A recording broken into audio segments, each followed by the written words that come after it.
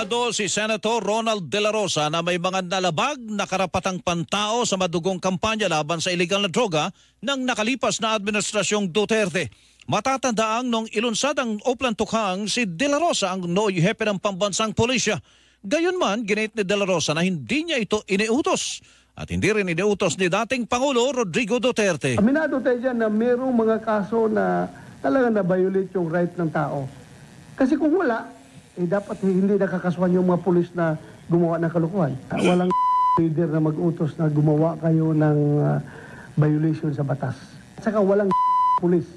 Unless, of course, na mayroong sariling motive yung pulis na nasa isip niya. Samantala, sinabi naman ni De La Rosa na hindi siya dadalo sa investigasyon ng Kamara sa drug war dahil sa interparliamentary courtesy na tradisyon kung saan hindi mangingialam ang Senado at Kamara sa trabaho ng isa't isa. If